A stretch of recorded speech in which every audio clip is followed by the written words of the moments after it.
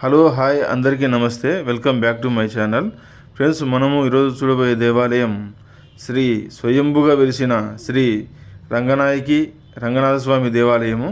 స్వయంభుగా వెలిసిన దేవాలయం. సాక్షాత్తు శ్రీరామచంద్రుడు ఈ ఆలయానికి వచ్చి లంకా నగరానికి వెళ్తుండగా ఇక్కడికి వచ్చి దర్శనం చేసుకుని వెళ్ళారంట. ఇక్కడికి శ్రీరామచంద్రుడు వచ్చి ఈ ఆలయంలో దర్శనం చేసుకున్నారంట ఫ్రెండ్స్. ఇక్కడ పూజారి గారు చెప్పారు. అలాగే ఈ దేవాలయం కూడా తొర్రూరులో ఉంది. తొర్రూరు అంటే మనకు అబ్దుల్లాపూర్ మెట్టు మండలము, ఈ రంగారెడ్డి డిస్టిక్లో ఉంది ఫ్రెండ్స్ ఈ దేవాలయము. ఈ దేవాలయానికి మనం ఎలా చేరుకోవాలి? ఈ దేవాలయానికి మనకు బస్సు సౌకర్యం ఉంది. బస్సు సౌకర్యము 290 బస్సు, హయత్ నగర్ వెళ్ళే బస్సు, హయత్ నగర్ బస్సు వెళ్ళే 290 బస్సు మనం జూబ్లీ బస్ స్టేషన్ నుండి స్టార్ట్ అవుతుంది. అక్కడ మనం బస్సు ఎక్కేసి హయత్ నగర్ బస్సు డిపో దగ్గర మనం దిగిపోవాలి. అక్కడ దిగిపోయిన తర్వాత అక్కడ తొర్రూరు ఎక్స్ రోడ్ దగ్గర లోకల్ ఆటోస్ ఉంటాయి. లేదనుకో అక్కడ నుండి మన ఉమెన్స్ కాలేజీ ఆపోజిట్లో 202B బ్రాహ్మణపల్లి బస్సు అనేది బస్సు డైరెక్ట్ వస్తుంది ఈ దేవాలయానికి.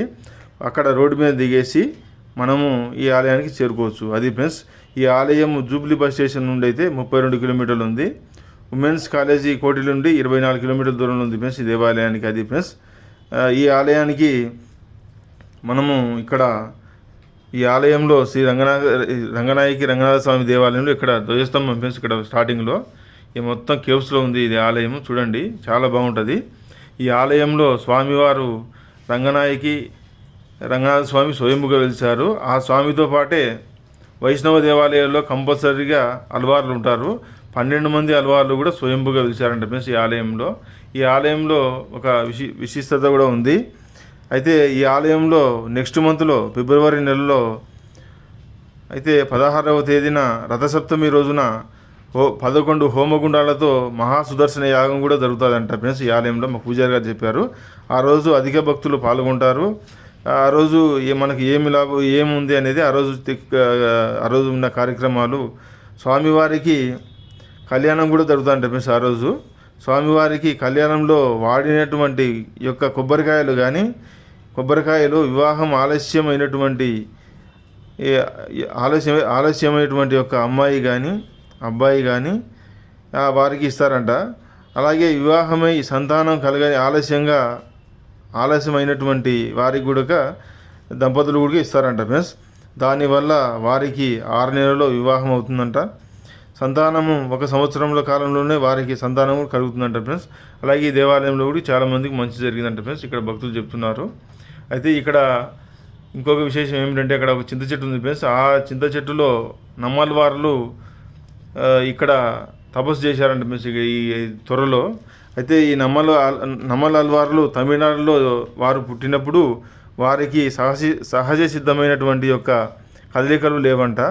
అయితే ఆ తల్లిదండ్రులు ఏమి చేయలేక ఒక బుట్టలో వదిలేసి వెళ్ళిపోయారంట.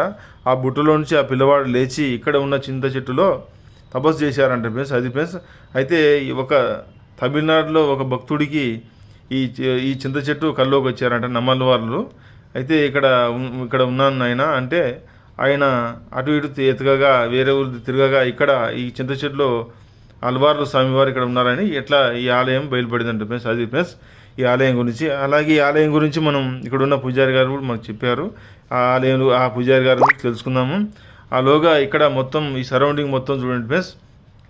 ఈ ఆలయంలో బ్యాక్ సైడు అయితే సూపర్ లొకేషన్ ఉంటుంది ఫ్రెండ్స్. చాలా ఆహ్లాదకరంగా చాలా ప్రశాంతంగా ఉంటుంది ఫ్రెండ్స్. ఈ ఆలయానికి వస్తే కనుక అంత బాగుంటుంది ఫ్రెండ్స్. చాలా పీస్ఫుల్గా ఉంటుంది. ఇక్కడ స్వచ్ఛమైన గాలి. ఇక్కడ ఒక ఎత్తైన కొండ మీద ఉంది ఫ్రెండ్స్ దేవాలయం. ఈ కొండ కింద లోపలనే కేవ్స్లోనే స్వామివారు స్వయంభుగా వెలిశారు రంగనాయకి స్వామివారు. అయితే ఈ ఆలయానికి మరొక విశిష్టత ఏమిటంటే ఈ ఆలయానికి మనకు ఎక్కడైనా సరే ప్రపంచంలో అయినా మన దేశంలో అయినా భారతదేశంలో ఎక్కడైనా స్వామివారికి వైకుంఠ ఏకాదశి రోజు ఉత్తర ద్వారం అనేది మనకు ప్రవేశం ఉంటుంది. ఆ రోజు దర్శనం చేసుకుంటే చాలామంది. అయితే ఈ దేవాలయానికి ప్రతినిత్యం ఈ ద్వారం గుడికే ఉత్తర ద్వారం ఉంది ఫ్రెండ్స్. ఈ ఉత్తర ద్వారానే స్వామివారి పాదాలు, తూర్పు దిక్కు మఖం ఉంటుంది. స్వామివారి మఖం కూడా దర్శనం చేసుకోవచ్చు. రంగనాయక స్వామివారు అట్లా ఉంటుంది ఫ్రెండ్స్ ఈ దేవాలయంలో. అయితే స్వామివారు స్వయంభుగా వెలిసిన దేవాలయంతో పాటు అయితే మరొక విశేషము ప్రతి ఆదివారం కూడా వారానికి 4 సార్లు ఈ ఆలయంలో సుదర్శన హోమం కూడా చేస్తారు ఫ్రెండ్స్. అది ఫ్రెండ్స్ అంత అయితే నాకు ఈ దేవాలయం చూడడము, ఈ దేవాలయం వీడియో తీయడము, ఇది మీకు మన ప్రజలకు కానీ భక్తులకు కానీ చూసినటువంటి హిందువులకు కానీ ఈ ఆలయం చూపించడం నాకు పూర్వజన్మ సుకృతం ఫ్రెండ్స్. అది ఫ్రెండ్స్ ఈ వీడియో మీరు చూడదాకా చూడండి ఫ్రెండ్స్. ఇక్కడ ఉన్న ఆలయం గురించి పూజారిగా మాటలు కూడా విందాము. ఆలోగా కంటిన్యూగా చూడండి ఫ్రెండ్స్. రాముడు లంకా నగరానికి వెళ్తూ ఇక్కడికి వచ్చి స్వామి దర్శనం చేసుకున్నారు. పెద్దవాళ్ళు అట్లా చెప్తారు. స్వామి ఏమో తూర్పు ముఖంగా ఉంటారు, స్వయంభూ స్వామి. మనదేమో ఉత్తర ద్వార దర్శనం. ఈ ఆళ్వారులందరితో స్వామి ఎక్కడ వెలిశారు. ఆళ్వారులతో స్వామి ఎక్కడైతే వెలిసి ఉన్నారో అది మన కంటికి కనిపించేటువంటి యొక్క వైకుంఠం అని వేదం చెప్తుంది. అట్లా ఇక్కడ స్వామి మనకు వెలిసి ఉన్నారు. స్వామి యొక్క పాద దర్శనం మనకేమో ఉత్తర ద్వారం. ఇది ఎప్పుడు ఉత్తర ద్వార దర్శనం. ఉత్తర ద్వార దర్శనం ప్రత్యేకత ఏంటంటే స్వామి వారి యొక్క పాద దర్శనం. అది ఆ తర్వాత కొంచెం ముందుకు వస్తే అమ్మవారి కనిపిస్తారు, ఆ తర్వాత కొంచెం ముందుకు వస్తే స్వామి కనిపిస్తారు. అది ఇక్కడ ఉన్నటువంటి యొక్క స్వామివారి యొక్క ప్రత్యేకత. ప్రతి ఆదివారం సుదర్శన హోమం చేస్తాం. అట్లా ఫిబ్రవరి 16వ తేదీన రథసప్తమి రోజున 11 హోమగుండాలతో మహాసుదర్శన యాగం జరుగుతుంది. ఆ రోజున స్వామివారి కళ్యాణం కూడా ఉంటుంది. స్వామివారి కళ్యాణంలో వాడినటువంటి యొక్క కొబ్బరికాయలు వివాహం ఆలస్యమైనటువంటి యొక్క అమ్మాయికి కానీ అబ్బాయికి కానీ ఇస్తాం. అట్లనే వివాహమై సంతానం ఆలస్యమైనటువంటి యొక్క దంపతులకు కూడా ఇస్తాం. దానివల్ల వారికి 6 నెలల్లో వివాహం అవుతుంది. సంతానం 1 సంవత్సర కాలంలో వాడికి సంతానం అనేటువంటిది కలుగుతుంది. అది ఇక్కడ ఉన్నటువంటి యొక్క స్వామివారి యొక్క ప్రత్యేకత. చింత చెట్టు ఉందంటే స్వామి నమ్మాళ్ళు వారు తమిళనాడులో వారు పుట్టినప్పుడు వారికి మరి సహజమైనటువంటి యొక్క కదలికలు కానీ ఏమి లేవు పుట్టినప్పుడు. అందుకోసం ఆ తల్లిదండ్రులు ఏం చేశారంటే భయపడి ఆ పిల్లవాడిని ఒక బుట్టలో పెట్టి ఎక్కడో వదిలేశారు. ఆ వదిలేసినటువంటి యొక్క పిల్లవాడు బుట్టలో నుంచి దిగి పక్కనే ఉన్నటువంటి ఒక చింత చెట్టు తొడలో తపస్సు చేసి స్వామివారి గురించినటువంటి యొక్క పాశురములు చెప్పాడు. పాశురములు అని తమిళంలో అంటాం, మన తెలుగులో పాటలు అంటాం. అవి చెప్పినటువంటి యొక్క వాళ్ళల్లో అటు నుంచి వచ్చేటువంటి యొక్క ఆళ్వారులలో 2వ ఆళ్వారు నమ్మాళ్వారు. ఆయన ఇక్కడ ఉన్నటువంటి యొక్క చింత చెట్టు మామూలుగా ఎవరికి తెలియదు.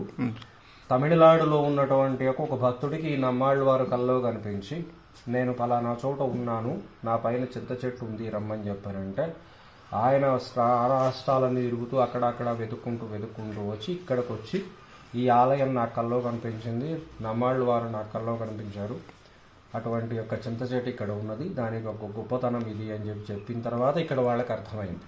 అదే మన కిటికీలోంచి కనిపిస్తుంది చింత చెట్టు. అట్లా ఉన్నటువంటి యొక్క స్వామివారి యొక్క వైభవం ఇక్కడ అట్లా ఉంటుంది. జై శ్రీమన్నారాయణ. జై శ్రీమన్నారాయణ.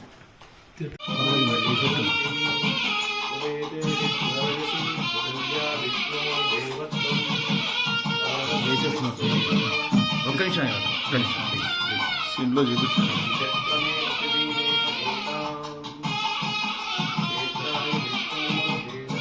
ఓకేనా?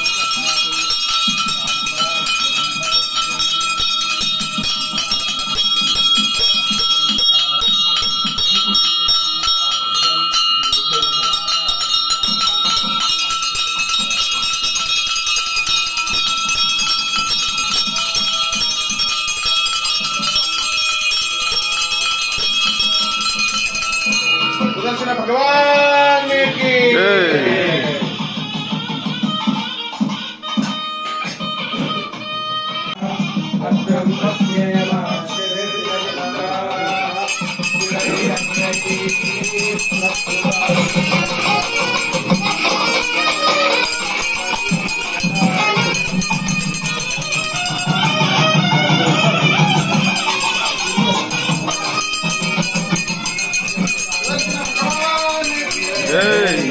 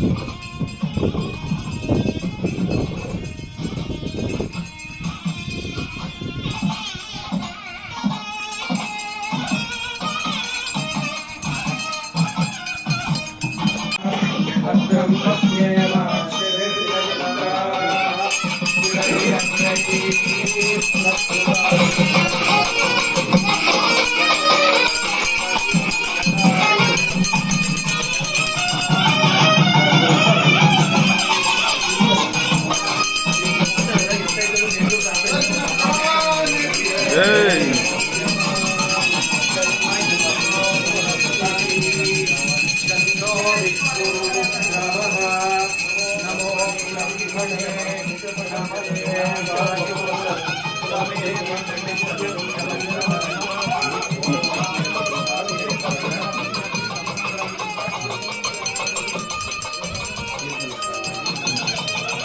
ఓకే.